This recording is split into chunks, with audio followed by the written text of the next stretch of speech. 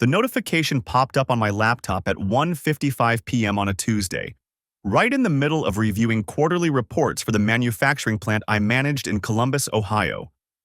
My phone, sitting face up on my desk, lit up with a message from a number I didn't recognize. Thought you should know what your wife does when you're at work. Attached was a screenshot of a calendar appointment. Not just any calendar, it was from Jessica's phone. I recognized her color-coding system immediately. Blue for work meetings, green for personal appointments, purple for our family events. This one was red. I'd never seen her use red before. The appointment read, Kyle, Marriott Downtown, room 412, and it repeated every Thursday at 1 p.m. for the past 6 months. My hands went cold. 6 months. I stared at that number, my brain refusing to process it. Today was Tuesday, which meant in less than 48 hours, my wife of 11 years would be walking into that hotel room again. I called the number back immediately.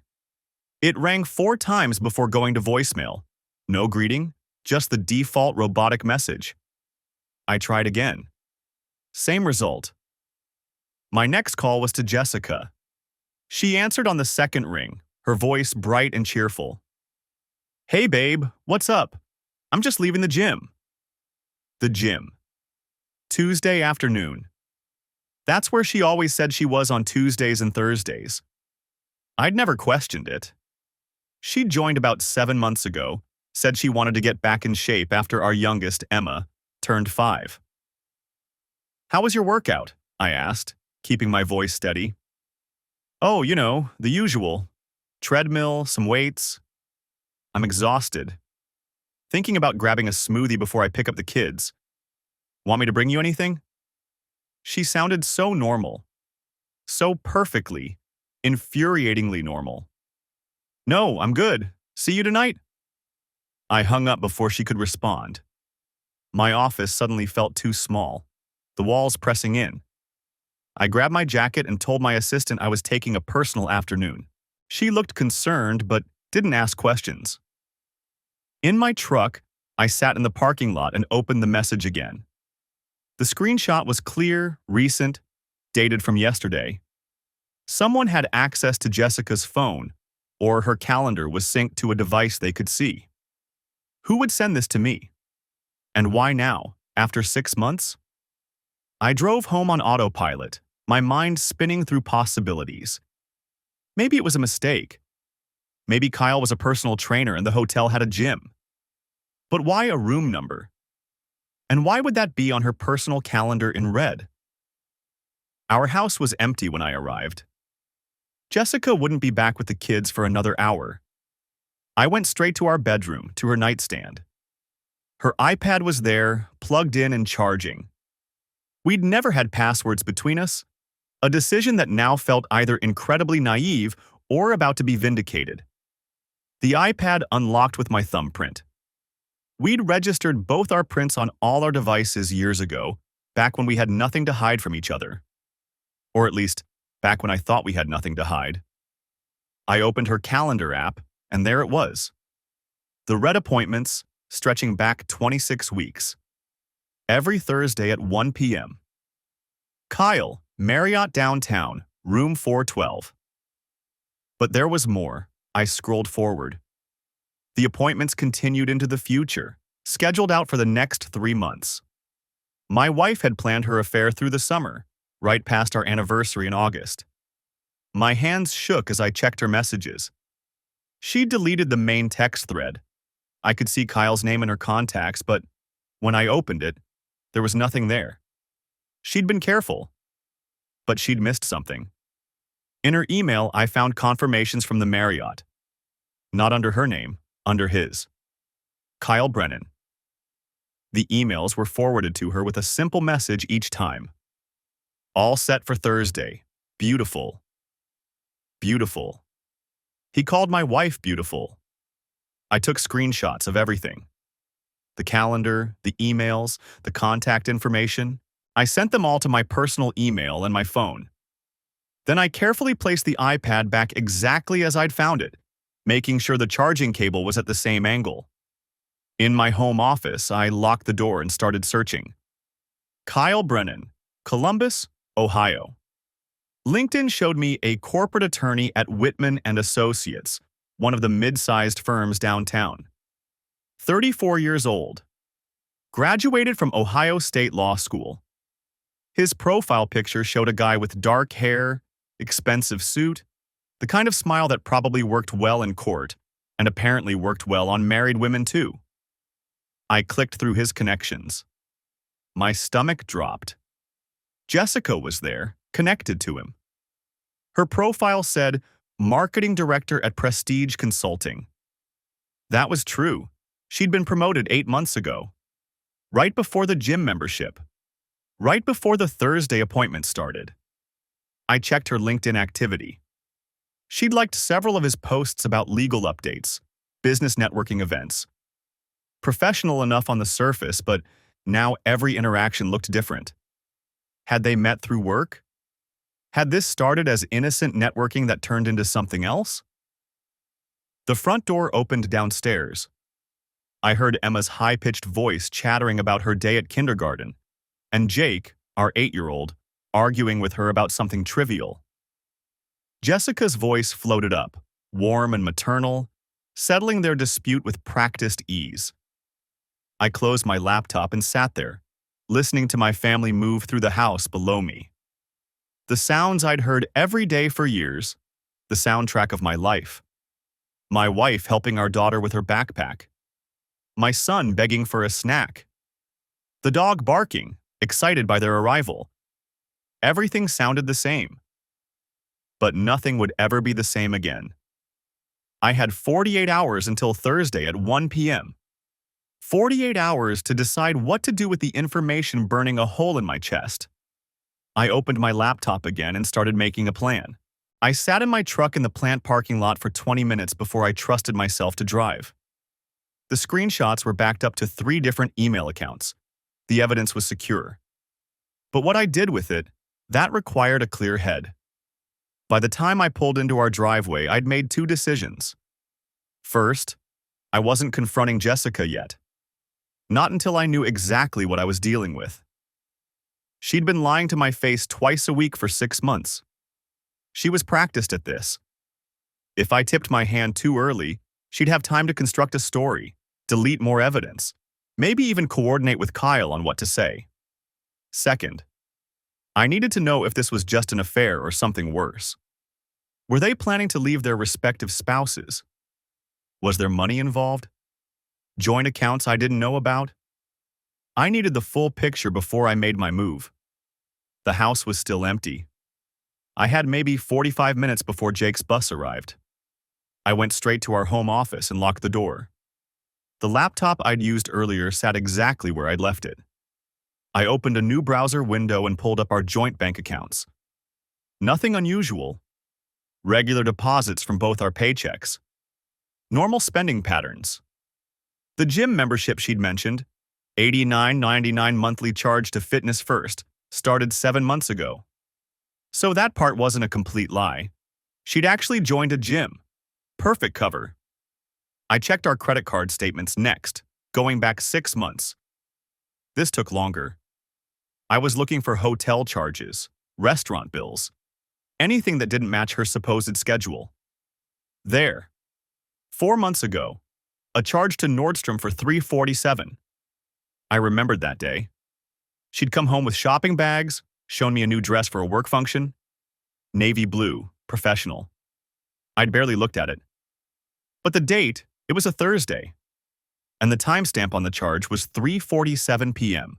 The Marriott appointments were at 1 p.m. The hotel was downtown. Nordstrom was in the Easton Town Center, maybe 20 minutes away. She'd left Kyle, gone shopping, and come home with proof of where she'd been that afternoon. Evidence I'd never thought to question. My hands clenched on the mouse. She wasn't just having an affair, she was engineering alibis. I kept digging. More Thursday charges. A lunch at Brio, $43.67, coffee at Starbucks, $6.82, a bookstore purchase, $28.34, all time-stamped after 3 p.m., all at locations that supported the story of a normal afternoon out. She'd been building a paper trail. Every Thursday after she left room 412, she made sure to create evidence of innocent activity. The front door opened downstairs. Jake's voice carried up, "Dad, you home?" I closed the laptop and unlocked the office door. "Up here, buddy. Be right down." I found him in the kitchen, backpack dumped on the floor, already raiding the pantry for snacks. "How was school?" "Fine. We had a substitute in math. She let us play games the whole time." He emerged with a bag of chips. "Where's Mom?" "Still at work. She'll be home soon." The lie came easily. I'd been telling myself the same one for months. Emma's daycare didn't close until 6, so I had time.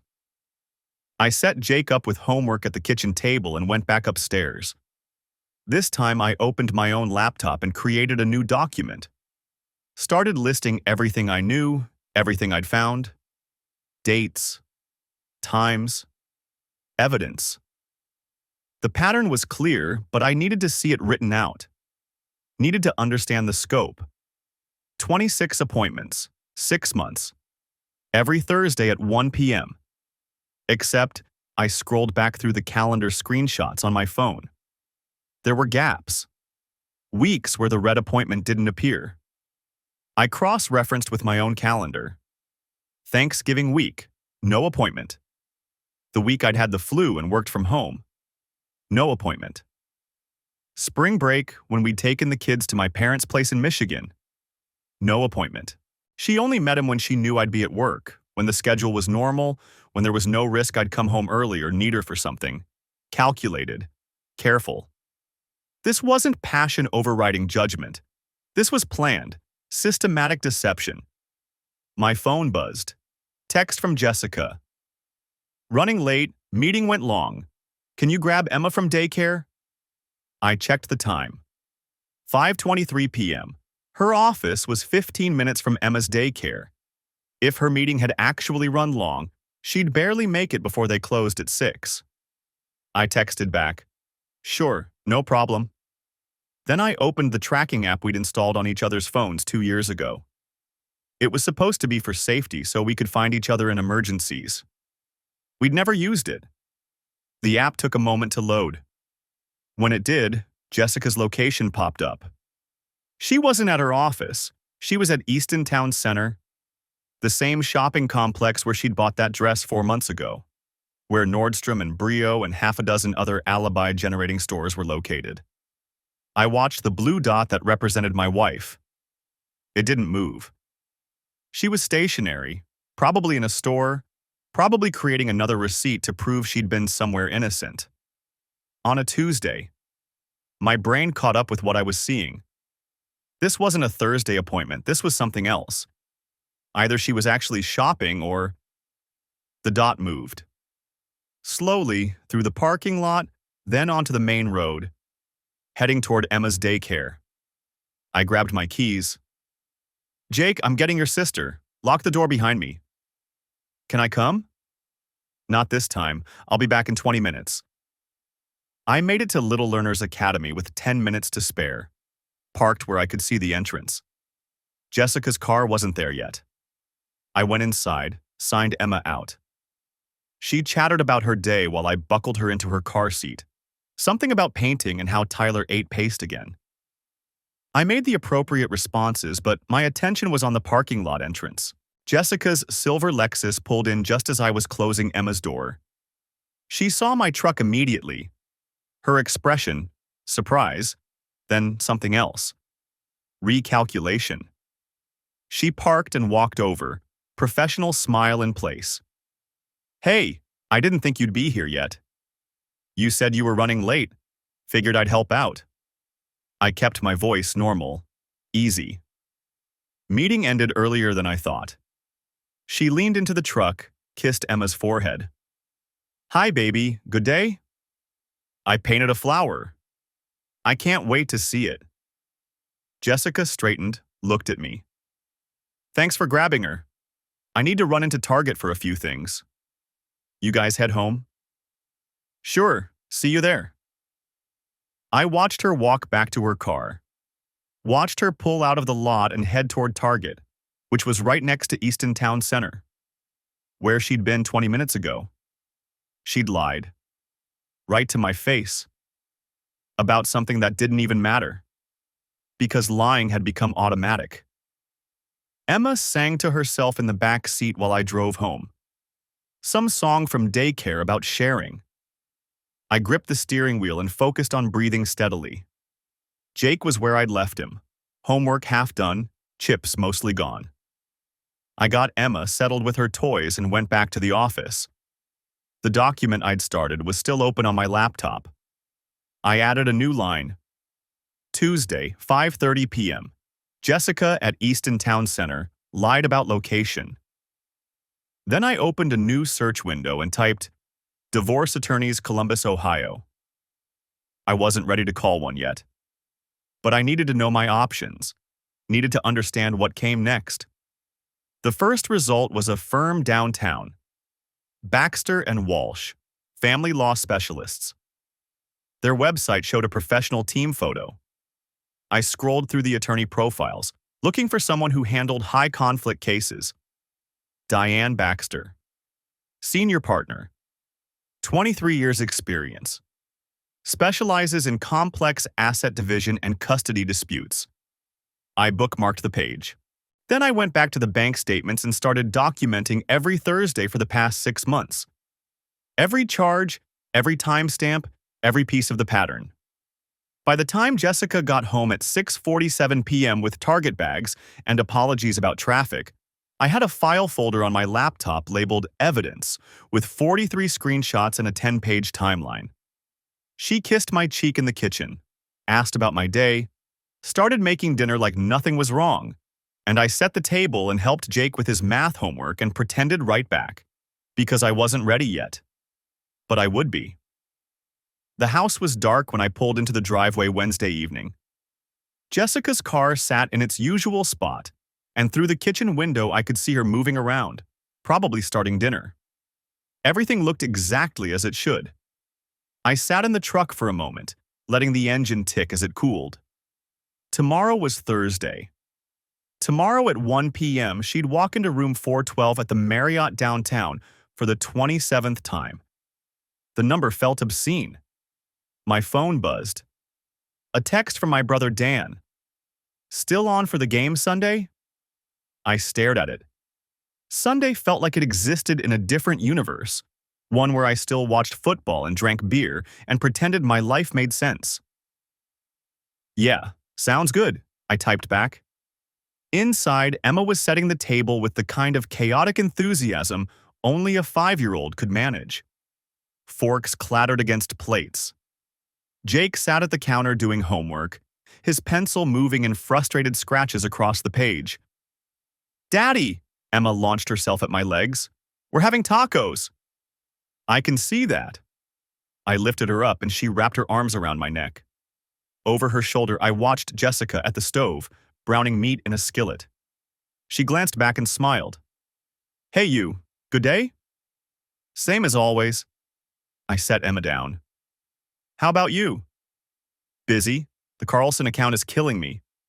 She stirred the meat, added seasoning from a small bottle. I might need to work late tomorrow to finish the presentation. There it was. Not even a good lie, just a lazy one. She wasn't even trying anymore. Tomorrow? I kept my voice neutral. I thought you had your workout session. Oh, right. She didn't miss a beat. I'll probably skip it this week. Too much going on. I felt something cold settle in my chest. She was changing the pattern. The Tuesday trip to Easton, now this, was she getting sloppy or was something shifting? You sure? You've been pretty committed to those sessions. Jessica shrugged, turning back to the stove. It's fine. 1 week won't kill me. Jake looked up from his homework. Mom, what's 7 times 8? 56, she said automatically. Show your work. I moved past her to the refrigerator, pulled out a beer I didn't want.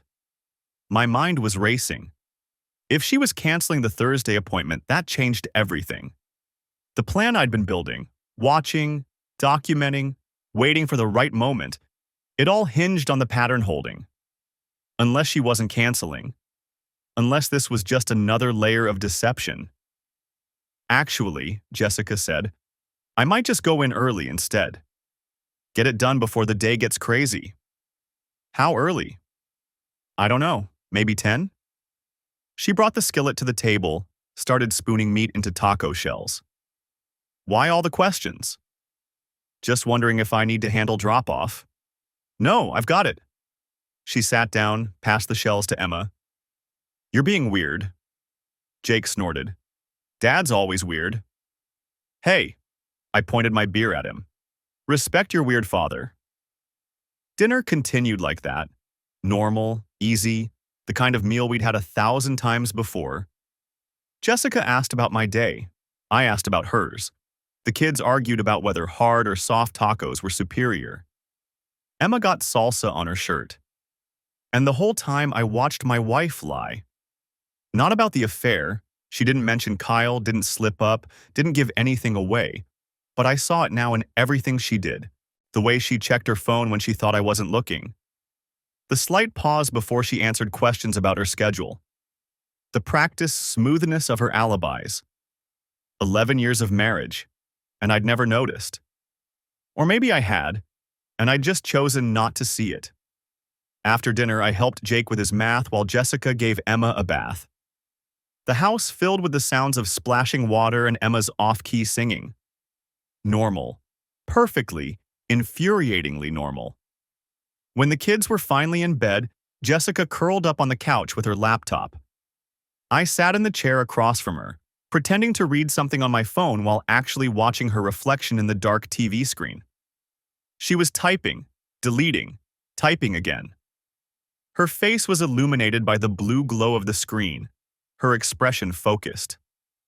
After a few minutes, she smiled at something, then quickly closed the laptop. I'm exhausted, she announced, standing and stretching. Coming to bed? In a bit. I want to finish this article. She kissed the top of my head as she passed. Don't stay up too late. I waited until I heard the bedroom door close, then gave it another 10 minutes. The house settled into silence around me. Finally, I went to my office and locked the door. The laptop was already open, already logged into the email account I'd been using to forward evidence to myself. I pulled up Jessica's calendar one more time. The Thursday appointment was still there. 1 p.m. Marriott downtown, room 412. She hadn't canceled it. So the comment about working late was just another lie, another layer of misdirection. Maybe she'd realized she was being too predictable with the gym excuse. Maybe Kyle had asked her to be more careful. Or maybe she just enjoyed the deception, the thrill of maintaining multiple stories at once. I opened a new browser tab and searched for divorce attorneys in Columbus. I'd already looked at a dozen, but now I needed to actually choose one. Someone who specialized in high-asset cases. Someone who understood that I wanted this done quickly and completely. The name Thomas Garrett came up repeatedly in my searches. His firm's website was understated but professional. 30 years of experience. Former prosecutor. No-nonsense approach to family law. I drafted an email, deleted it, started again. How did you even begin this kind of message? Mr. Garrett. I need to file for divorce. I have documentation of my wife's affair, including calendar appointments, emails, and financial records. I want to move quickly. Are you available for a consultation this week? I read it 3 times, then hit send before I could second-guess myself. My phone buzzed immediately, but it wasn't a response from the attorney. It was another text from the unknown number that had started all of this. She changed the pattern. Be careful. I stared at the message. Whoever this was, they were still watching, still tracking Jessica's movements. The thought should have been comforting. I had an ally, someone else who knew the truth. Instead, it made my skin crawl. Who is this? I typed back. The response came quickly. Someone who thought you deserved to know. Why? 3 dots appeared, Disappeared, appeared again. Finally, because I've been where you are. I waited for more, but nothing came. After 5 minutes, I set the phone down and turned back to the laptop. Thomas Garrett had already responded to my email. Available tomorrow at 4 p.m. Bring all documentation. Tomorrow at 4 p.m., 3 hours after Jessica was scheduled to be with Kyle. I confirmed the appointment, then spent the next hour organizing files. Screenshots of the calendar, forwarded emails, credit card statements showing charges at the Marriott, the gym membership that started 7 months ago, the pattern of Thursday receipts from Nordstrom and Starbucks, all time-stamped after 3 p.m. It was almost midnight when I finally shut down the laptop. Upstairs, the bedroom was dark. Jessica was asleep, or pretending to be, curled on her side facing away from me. I undressed quietly and slid into bed, careful not to touch her. The sheets smelled like her shampoo, something floral and expensive. How many times had I fallen asleep breathing in that scent, feeling grateful for this life we'd built together? My phone was on the nightstand, face down. I picked it up one more time, checking for any new messages. Nothing from the unknown number. But there was an email notification from Jessica's calendar app. A reminder had been set for tomorrow morning at 9 a.m. Don't forget workout clothes. She was still planning to go, still maintaining the lie, even in her private reminders to herself. I set the phone down and stared at the ceiling. Tomorrow at 1 p.m., my wife would walk into a hotel room with another man. And tomorrow at 4 p.m., I'd walk into a lawyer's office and begin ending our marriage. 24 hours. That's all that was left of the life I thought I had. Beside me, Jessica shifted in her sleep, murmuring something I couldn't make out. I wondered if she was dreaming about him, if she felt any guilt at all, or if the deception had become so routine that she could sleep soundly beside me while planning to betray me in the morning. I closed my eyes, but sleep was impossible. My mind kept cycling through the same questions, the same scenarios. What would I say to the lawyer? How would I tell the kids? When would I finally confront Jessica with everything I knew? And underneath it all, one question I couldn't shake. Who was watching us, and what else did they know? The alarm went off at 6:15 a.m., same as always. Jessica stirred beside me, reaching across to silence her phone. I'd been awake for 2 hours. "Morning," she mumbled, voice thick with sleep. "Morning." She rolled out of bed, padding to the bathroom. I heard the shower start. 32 minutes later, I'd timed it before without thinking. Now every detail felt significant. She emerged in her towel, hair wrapped up, moving to the closet. "Big day?" I asked. "Just the usual Thursday stuff." She pulled out a blue dress, held it up, put it back, chose a gray one instead. "Might skip the gym, actually. I'm exhausted." My pulse jumped. "Yeah? We'll see. Depends how the morning goes." She slipped the dress on, zipped it herself. Didn't ask for help like she usually did. "You?" "Quarterly review meeting at 10. Probably run long." "Sounds thrilling."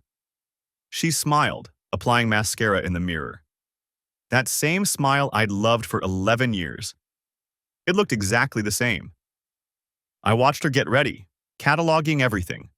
The way she checked her phone 3 times in 5 minutes, how she changed her earrings twice, the extra spritz of perfume.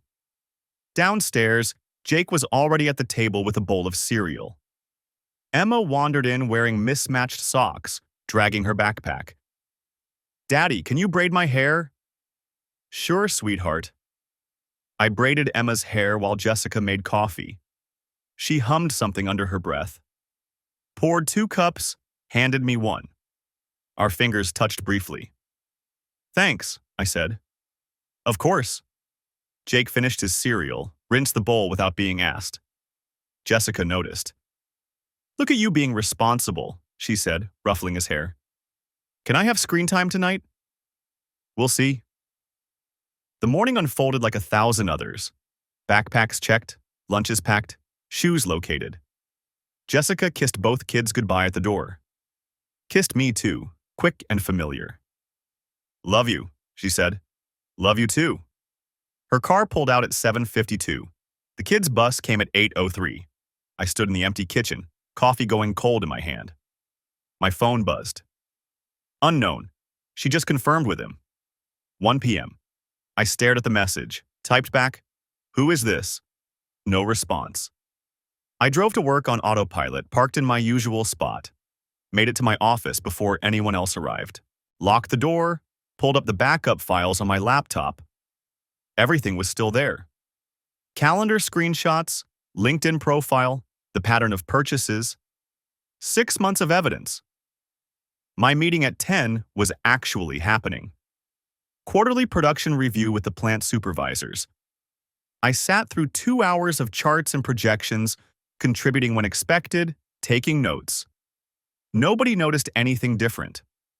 At noon, I told my assistant I had an off-site meeting and wouldn't be back until late afternoon.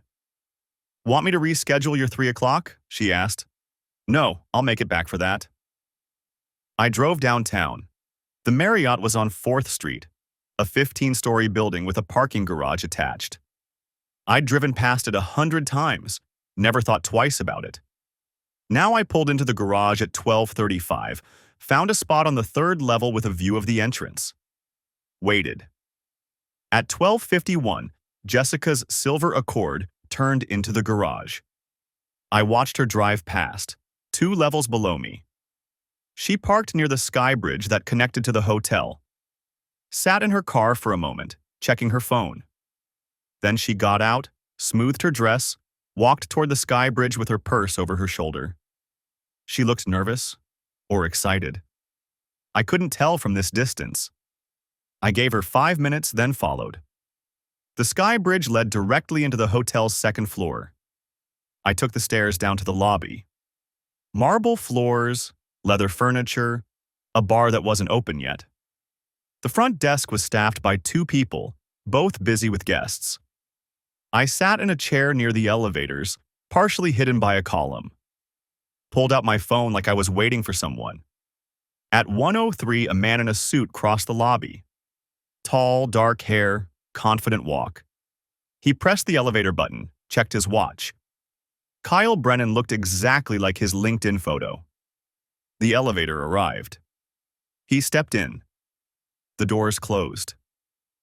I waited another minute, then walked to the front desk. A young woman with a name tag that said Brittany smiled at me. "Checking in?" "Actually, I'm supposed to meet someone here." "Kyle Brennan? He might have a room reserved." Her fingers moved across the keyboard. "I can't give out guest information, but I can call up to the room if you'd like." "No, that's okay. I'm early anyway. I'll just wait." "The bar opens at 2 if you'd like a drink." "Thanks." I went back to my chair, took out my phone, opened the calendar app. Jessica's appointment was blocked until 3 p.m., 2 hours. My appointment with Thomas Garrett was at 4. At 1:47, my phone buzzed. Unknown. "You there?" I typed. "Yes. Who are you?" Unknown. "Someone who knows what you're going through." "Why are you helping me?" Unknown. "Because nobody helped me. And because she doesn't deserve to get away with it." "Do you work with her?" Unknown. "Used to." I stared at that message. "Used to. Did he do this to you too?" 3 dots appeared, disappeared, appeared again. Unknown. "Different guy. Same pattern. She learns from the best." My hands went cold. "What do you mean?" Unknown. "Jessica wasn't always in marketing. She started in HR. That's where she learned how to cover her tracks, how to build alibis, how to make everything look normal." "How do you know all this?" Unknown. "Because I trained her. And then I watched her do to someone else what was done to me." I sat back, processing. Jessica had worked in HR at her previous company for 3 years before moving to Prestige Consulting. She'd told me the switch to marketing was for better opportunities, better pay. Unknown. Check her old company directory. Whitman and Associates. Kyle wasn't her first lawyer. I opened LinkedIn on my phone, searched Jessica's employment history. Before Prestige Consulting, Whitman and Associates, HR coordinator, 3 years. Kyle worked at Whitman and Associates. She'd met him at her old job. How long? Unknown. The hotel appointment started 6 months ago, but they knew each other before that. A lot longer. The lobby suddenly felt too warm. I stood, walked outside, needed air. Why didn't you tell me this before? Unknown. You needed to see it yourself, to document it, to believe it. If I'd told you everything at once, you might have confronted her without proof. She would have talked her way out of it. She's good at that. What else haven't you told me? Unknown. That's everything I know for sure. The rest is yours to handle. But you should know. She's been planning something. I saw her meeting with someone from a law firm last week. Not Kyle. Someone else. My stomach dropped. What kind of meeting? Unknown. The kind where you bring financial documents. I leaned against the building, forcing myself to breathe. Jessica had access to everything. Our joint accounts, the house deed, my retirement fund. We'd never separated anything because we'd never needed to. Which firm? Unknown. Dalton and Reed. Tuesday afternoon. She took a long lunch. I pulled up my phone, searched for the firm. Family law specialists. She was already planning her exit. While I was discovering her affair, she was preparing to leave on her own terms. Thank you. Unknown. Don't thank me yet. Just make sure you're ready. And whatever you do, don't let her know you know until you've protected yourself. The messages stopped. I tried calling the number. It went straight to a generic voicemail. I checked the time. 2:14 p.m. Jessica wouldn't leave for another 45 minutes at least. I got back in my truck, drove to the bank. Walked in at 2:28, asked to speak to someone about our accounts. The banker, a middle-aged man named Robert, pulled up our information. What can I help you with today? I need to understand what access my wife has to our accounts. He looked at me carefully. You're both listed as joint account holders on your checking and savings. Either of you can make withdrawals or transfers without the other's signature. What about my retirement account? That's in your name only, but if she's listed as your beneficiary, he checked. Yes, she is. Can I change that? Of course. You can update your beneficiary designation anytime. I'd like to do that now. He printed the forms. I changed the beneficiary to my brother, signed everything, dated it. This takes effect immediately? I asked. Yes, sir. And she won't be notified? Not unless she specifically asks about it, no. I thanked him, left. Sat in my truck in the parking lot, hands shaking. My phone showed 2:51 p.m. I had an hour and 9 minutes until my meeting with Thomas Garrett. I drove back to the Marriott, parked in the same spot. At 3:07, Kyle Brennan exited through the lobby, got into a black Audi, drove away.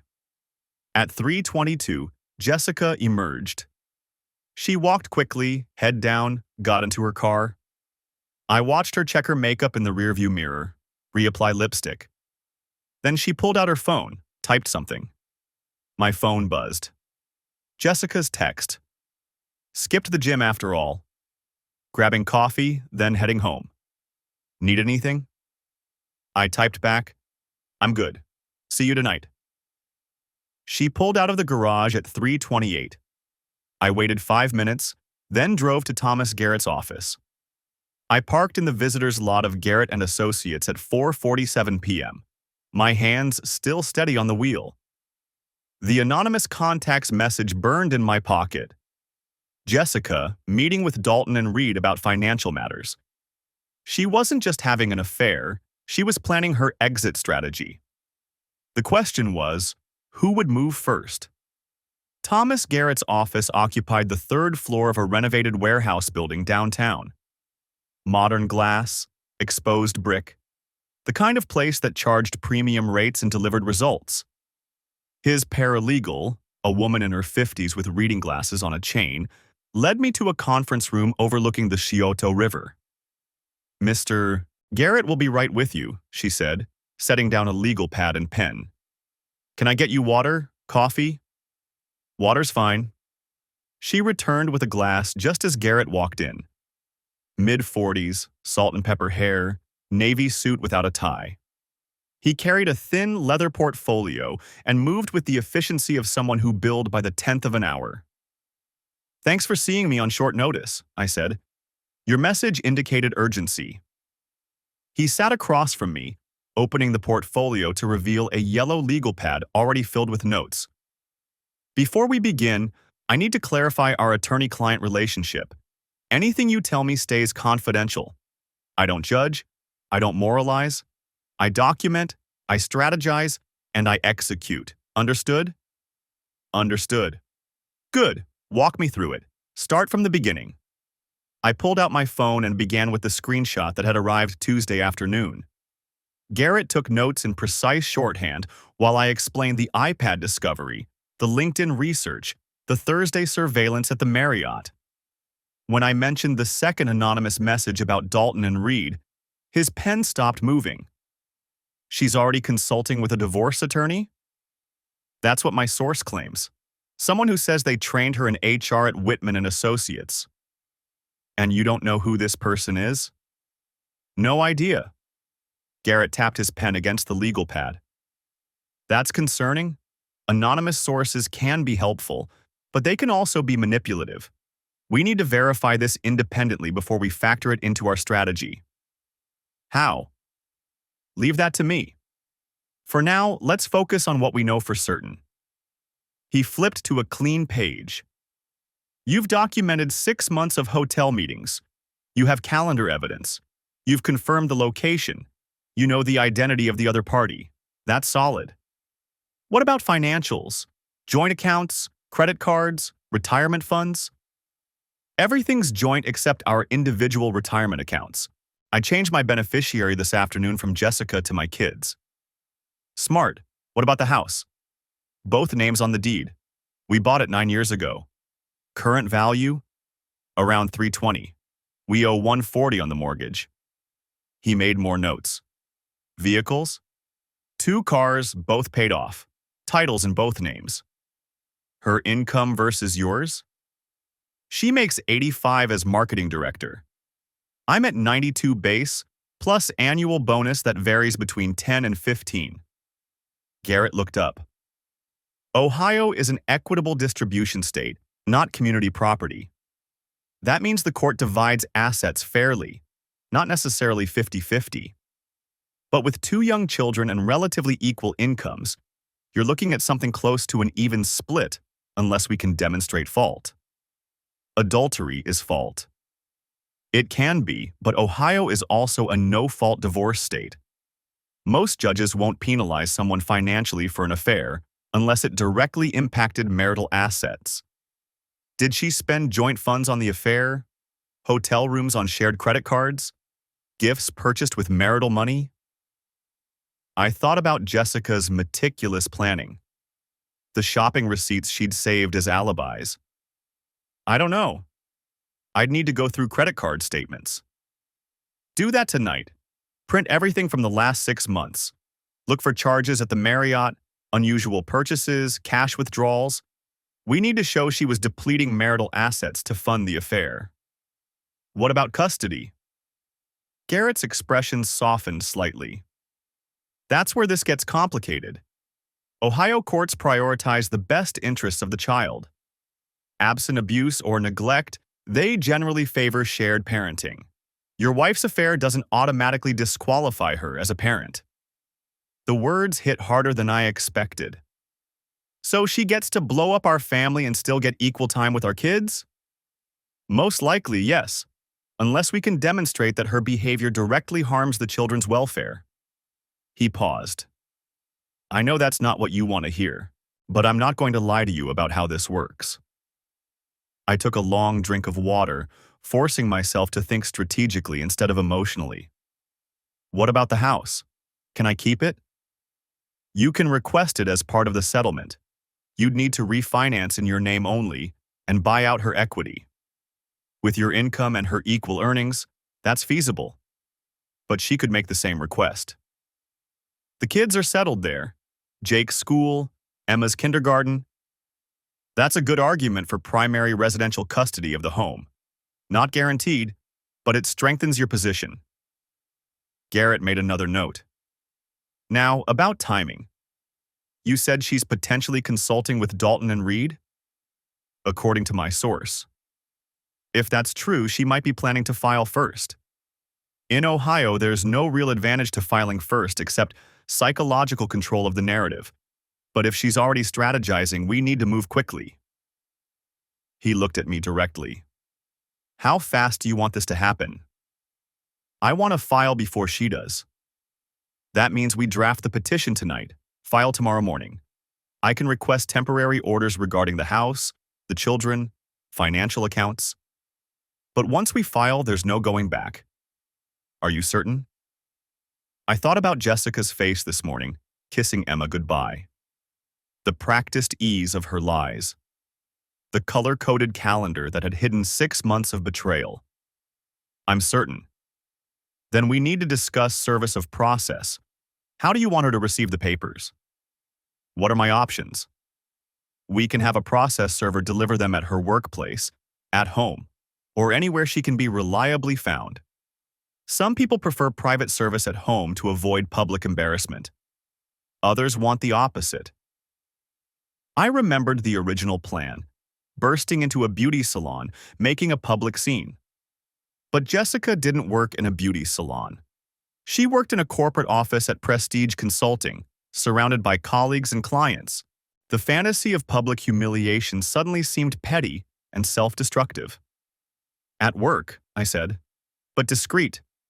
I don't want to cost her her job. Garrett nodded approvingly. That shows restraint. It'll play well if we end up in front of a judge. I'll arrange for service tomorrow afternoon. That gives you tonight to document financials and prepare yourself for her reaction. What kind of reaction should I expect?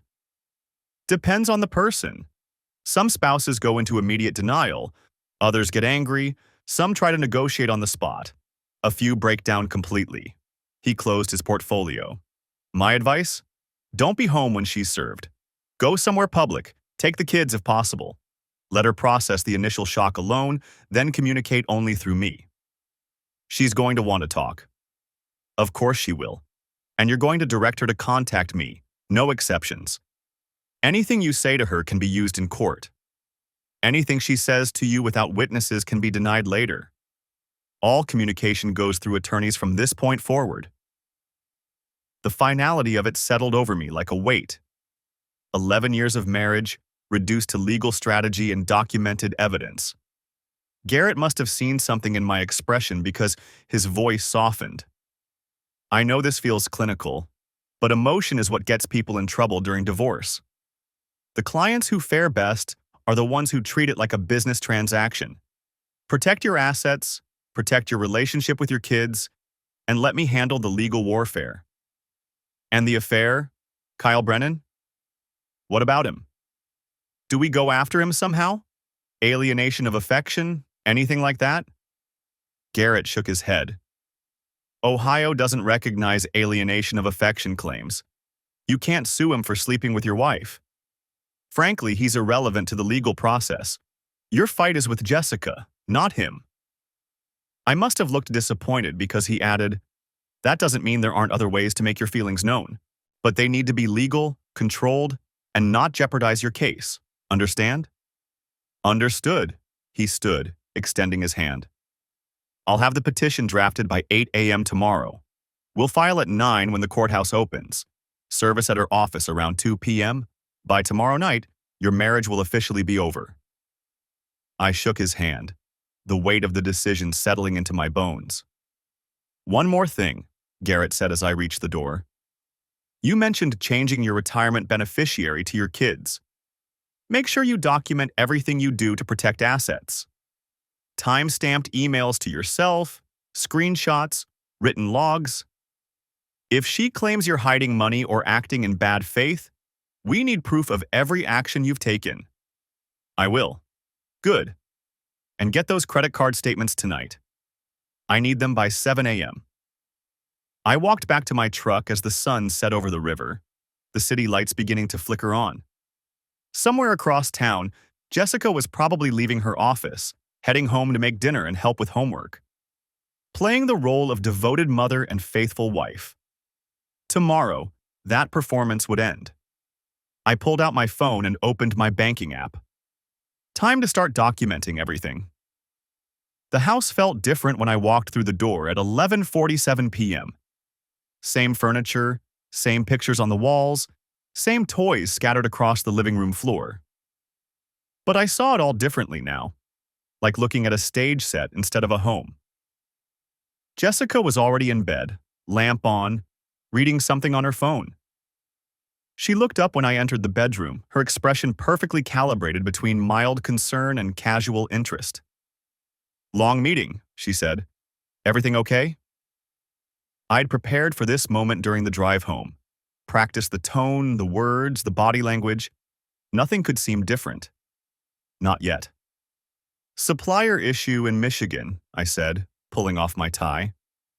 "Had to conference with their plant manager and our logistics team. Took forever."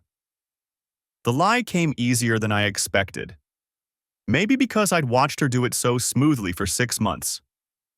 That's frustrating. She set her phone on the nightstand, screen down.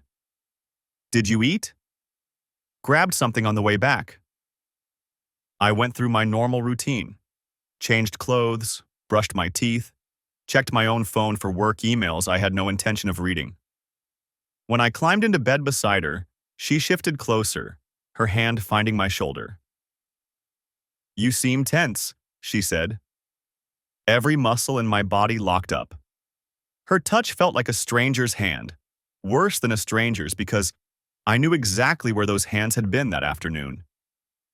"Just tired," I managed. "Long day." She kissed my shoulder and settled back on her side. Within 10 minutes, her breathing had evened out into sleep. I lay there in the dark, staring at the ceiling, listening to her breathe. This woman who'd shared my bed for 11 years, who'd given birth to our children, who'd stood beside me at my father's funeral and held my hand through every difficult moment we'd faced together, who'd spent this afternoon in room 412 at the Marriott downtown. My phone buzzed on the nightstand. I grabbed it before the sound could wake her. Unknown.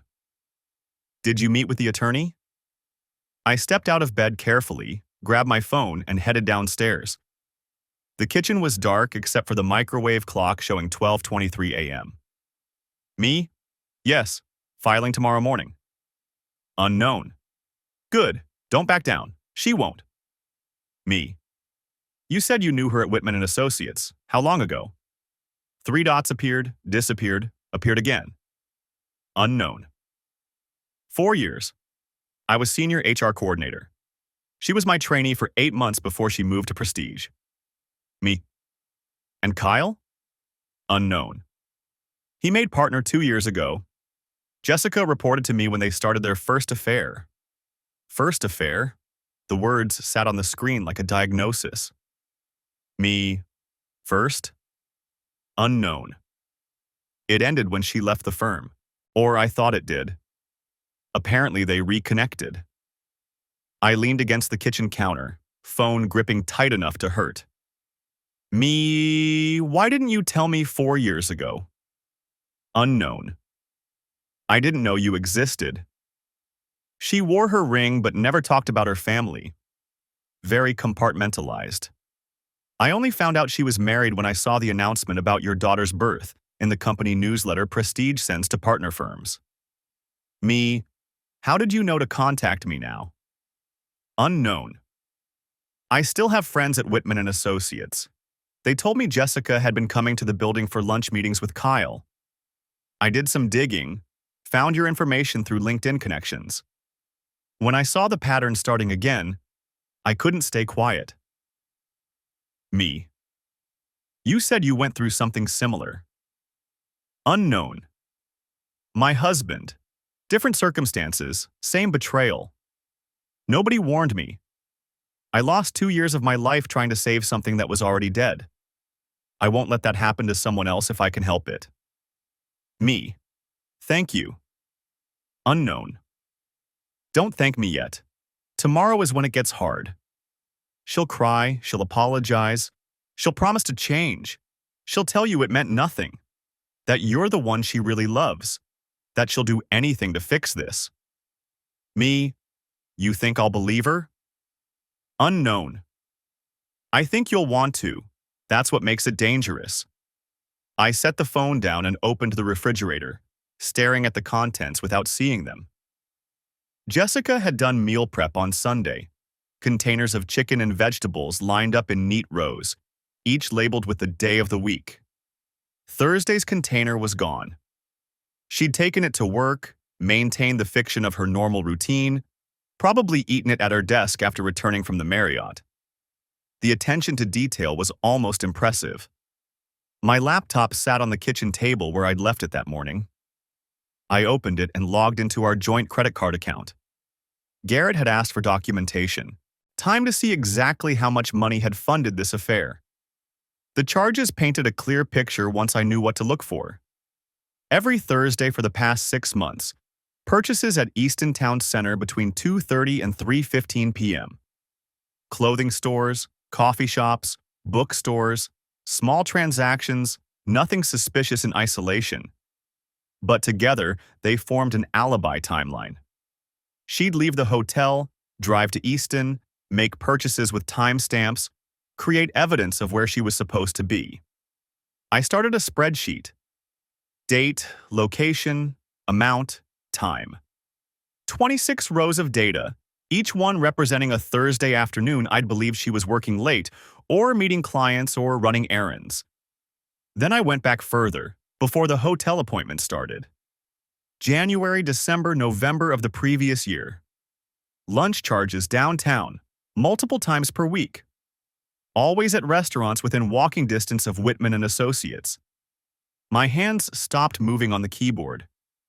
The hotel appointments had started 6 months ago, but the lunch meetings went back more than a year. I pulled up Jessica's work calendar on the family iCloud account. She'd deleted the hotel appointments from this version, but the lunch blocks were still there. Client meeting, they said. Vendor lunch. Networking event. 43 lunch blocks in the past 14 months. All downtown.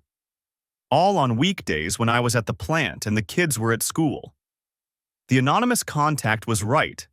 This had been going on much longer than 6 months. The hotel was just an escalation. I took screenshots of everything. Credit card statements, calendar entries, purchase locations.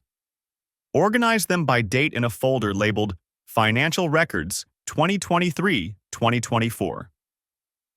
Nothing that would raise suspicion if Jessica happened to look, but everything Garrett would need. By the time I finished, the kitchen window showed the first gray hints of dawn. 5:47 a.m. Jessica's alarm would go off in 13 minutes. I closed the laptop and headed back upstairs. She was still sleeping, curled on her side, one hand tucked under her pillow. I stood in the doorway watching her, trying to reconcile this peaceful scene with the evidence burning in my chest. She looked so normal. So completely, perfectly normal. In a few hours, Garrett would file the divorce petition. By this afternoon, a process server would walk into Prestige Consulting and hand Jessica the papers in front of her colleagues. I wondered if she'd cry, if she'd call me immediately, or if she'd sit in shock, trying to figure out how I'd found out. I wondered if Kyle would be her first call. My phone buzzed one more time. Unknown. One more thing you should know. Jessica's meeting with Dalton and Reed wasn't just a consultation. She put down a retainer. $5,000. Check your joint savings account. I pulled up the banking app with shaking hands. Our savings account balance, $43,0847. I logged into the transaction history. Last Friday, a withdrawal for $5,000. The memo line read, Home Improvement Deposit. She'd been planning to file first. The anonymous tip, the hotel surveillance, my meeting with Garrett. I'd beaten her to it by less than a week. Jessica's alarm went off. She stirred, reached over to silence it, then noticed me standing in the doorway. "How long have you been up?" she asked, voice sleepy. "Couldn't sleep," I said. "Work stress." She sat up, stretched, smiled at me with such easy affection that something cracked in my chest. "Want me to make coffee?" she offered. "I'll get it," I said. "You get ready for work." She swung her legs out of bed, heading for the bathroom. At the doorway, she paused and looked back at me. "I love you," she said. The words hung in the air between us. "I know," I said. Because she probably did, in whatever way she was capable of loving anyone. That was the part that made it worse. This wasn't a woman who hated her husband. This was a woman who could love me and betray me simultaneously, who could kiss our children goodnight and lie without hesitation, who could build a life with me while maintaining a completely separate existence. She disappeared into the bathroom. I heard the shower start. In 6 hours, everything would change. I went downstairs to make coffee for the last normal morning we'd ever have. The process server arrived at Prestige Consulting at 2:17 p.m. I know because Garrett texted me the exact time. I was sitting in my truck in the parking lot of Jake's elementary school, waiting for dismissal, when my phone buzzed. "Garrett. Papers served." She signed for them at 2:17. "You're officially in motion." I stared at the message until the words blurred. Around me, other parents were gathering for pickup, chatting about weekend plans and soccer practice. Normal life, continuing like nothing had changed. My phone rang 4 minutes later. Jessica's name lit up the screen. I let it go to voicemail. It rang again immediately. Then again. On the 4th call, I powered the phone off completely and shoved it in the glove compartment. Jake came out of the building at 2:47, backpack dragging. I helped him into the truck, and we headed to Emma's daycare. She ran to me when I walked in, paint-stained hands and all, chattering about the butterfly they'd seen on the playground. "Can we get ice cream?" she asked as I buckled her in. "Not today, sweetheart." "Why not?" "Because we're going to Grandma's house instead." Both kids perked up at that. My mother lived 40 minutes away in a small town outside Columbus. I'd called her that morning, told her I needed her to watch Jake and Emma for the weekend. She'd heard something in my voice and didn't ask questions. We arrived at 4:23. Mom met us at the door, already prepared with snacks and the promise of a movie night. She hugged both kids, then looked at me over their heads. "How bad?" she asked quietly. "Bad enough that I need a few days to handle it." She squeezed my arm. "They'll be fine here. You do what you need to do." I kissed both kids goodbye, promised to call them before bed, and drove back toward Columbus as the sun started its descent. My phone was still off. I didn't turn it on until I pulled into the driveway at 6:08 p.m. 43 missed calls, 37 text messages, 6 voicemails. I didn't read or listen to any of them. Instead, I called Garrett. "She's been trying to reach you," he said without preamble. "I know." She also called my office 17 times. My paralegal finally told her I'd only communicate through her attorney. "Does she have one yet?" "As of an hour ago, yes." Martin Russo from Dalton and Reed called to introduce himself. "He's good. This won't be easy." "I don't expect it to be." "Where are you now?" "Home. The kids are with my mother." "Good. Stay there. Don't leave. Don't let her in if she shows up, and for God's sake, don't talk to her. Anything you say can be used against me, I know. I'll be in touch tomorrow morning. We have a preliminary hearing scheduled for next Friday to address temporary custody and asset freezes. Until then, sit tight." I hung up and walked into the empty house. Jessica's car wasn't in the driveway. I checked the tracking app. She was at her office still, or at least her phone was. The house felt cavernous without the kids. I walked through each room, seeing it all with new eyes. The family photos on the walls, our wedding, Jake's birth, Emma's first birthday, the vacation pictures from Florida 2 years ago, the candid shot of Jessica and me at a friend's wedding, her head on my shoulder, both of us laughing at something I couldn't remember. I took them all down. Every single one. Stacked them in a box in the garage. By the time Jessica's car pulled into the driveway at 7:34 p.m., the walls were bare. I heard her key in the lock. The door opened. Her footsteps in the hallway. "The kids?" she called out, voice strained. "With my mother." She appeared in the kitchen doorway. Her makeup was smudged, eyes red. She was still wearing the gray dress from this morning, but it looked wrinkled now, disheveled. She held the divorce petition in one hand. "We need to talk," she said. "We don't. Anything you want to say goes through your attorney." "Please," her voice cracked. "Just give me 5 minutes to explain." "Explain what? That you've been meeting Kyle Brennan every Thursday for 6 months? That you were having lunch with him for a year before that? That you withdrew $5,000 from our savings to pay a divorce attorney because you were planning to file first?" Her face went white. "How did you—" "It doesn't matter how I know. What matters is that I do." She moved toward me, hands outstretched. "It's not what you think. Kyle and I, we're just— It's complicated. It doesn't mean anything. You're the one I love. You and the kids. This family. That's what matters." The anonymous contact had called it perfectly. Every word, every gesture, exactly as predicted. "If this family mattered," I said quietly, "you wouldn't have spent the last year destroying it. I made a mistake. I know I did. But we can fix this.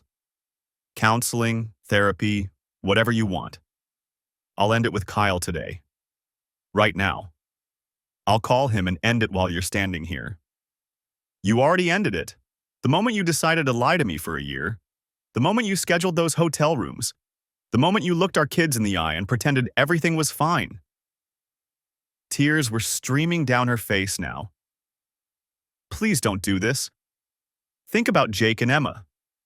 Think about what divorce will do to them." "I am thinking about them. That's why I'm not raising them in a house built on lies." She sank into a kitchen chair, the petition crumpling in her hands. "I never meant to hurt you. You have to believe that. I don't have to believe anything anymore." We sat in silence for a long moment. Outside, the neighbor's dog barked. A car drove past. Normal sounds from a world that had kept turning while mine fell apart.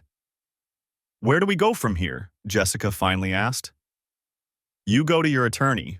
I go to mine. We divide everything down the middle and figure out how to co-parent our kids without destroying them in the process." "That's it? 11 years and that's it?" "You made that decision long before I did. I'm just making it official." She stood slowly, like she'd aged a decade in the last hour. "I'm staying at my sister's tonight. I'll come back tomorrow for my things." "Take your time. I'll be at work." She walked to the door, then turned back one last time. "For what it's worth, I am sorry. I know you don't believe me, but I am." "You're right," I said. "I don't believe you." The door closed behind her. Her car started, backed out of the driveway, disappeared down the street. I stood in the empty kitchen until the sound of her engine faded completely. Then I turned my phone back off and sat in the silence of everything that was ending. The divorce took 8 months to finalize. Jessica fought for the house initially, then backed down when Garrett demonstrated that my income could support the mortgage solo, and the kids' school districts made it the logical choice. She got her car, half the savings that was left, and a portion of my retirement fund that made my accountant wince. We settled on shared parenting, alternating weeks, major holidays split evenly. Both of us at school events and medical appointments. The kind of arrangement that looks reasonable on paper and feels like torture in practice. Kyle Brennan disappeared from her life within 3 weeks of the filing. Whether she ended it or he did, I never asked. By the time our divorce was final, she was dating someone new, a sales manager she'd met through work. I heard about it from Jake, who mentioned in passing that Mom's friend David had taken them to a baseball game. I didn't ask for details. The anonymous contact sent one final message 6 months after the divorce was finalized. Unknown. I heard it went through. How are you holding up? Me? One day at a time, thank you for everything. Unknown. You did the hard part yourself. I just gave you the information. What you did with it, that took courage. Me. Can I ask you something? Unknown. Sure. Me. Do you regret warning me? Knowing how much it hurt? 3 dots appeared, disappeared, appeared again. Unknown. I regret that it was necessary, but no. You deserve to know the truth. What you did with it was your choice, but at least it was an informed choice. That's more than I had. Me. Did you ever find peace with what happened to you? Unknown. I found something better than peace. I found clarity. And eventually, I found myself again. You will too. The number disconnected after that. When I tried to call it a week later, it was no longer in service. 2 years after the divorce, I sold the house. Too many memories, too many ghosts. Jake was 10, Emma was 7, and they adapted to the new place faster than I expected. Kids are resilient that way, more resilient than the adults who think they're protecting them. Jessica remarried 18 months after our divorce was final. David, the sales manager. They had a small ceremony that the kids attended. Jake told me it was, okay, I guess, which was about as much enthusiasm as a 10-year-old could muster for his mother's wedding. I didn't date for a long time. Couldn't imagine trusting someone enough to let them in. But eventually, I met someone, a woman named Lauren, who worked in supply chain management and had been through her own divorce. We took it slow, painfully slow. But she understood why, and she never pushed. The kids liked her. That mattered more than I expected it to. I never found out who the anonymous contact was. Sometimes I wondered if it was someone from Jessica's old HR department at Whitman and Associates. Sometimes I thought it might have been Kyle's wife, if he had one. Other times I convinced myself it didn't matter. The identity was less important than the choice they'd made to reach out. Someone had seen suffering coming and decided to intervene. That was enough. On what would have been our 15th wedding anniversary, I took Jake and Emma hiking at Hocking Hills. We climbed to Old Man's Cave, ate sandwiches on the rocks, threw stones into the creek below. Emma found a salamander and insisted on naming it Jeffrey before releasing it back into the water. Jake asked me, out of nowhere, "Are you happy, Dad?" I looked at my son, almost 11 now, getting tall, starting to look more like a young man than a boy. Emma was balanced on a log nearby, arms outstretched for balance, completely absorbed in not falling. "Yeah," I said. "I am." And I meant it. Not the uncomplicated happiness of ignorance, the kind I'd had when I thought my marriage was solid and my life was on track. This was something different. Harder won. Built on truth instead of assumption, on clarity instead of comfort. I'd learned that love without honesty is just a beautiful lie. That trust isn't something you give blindly.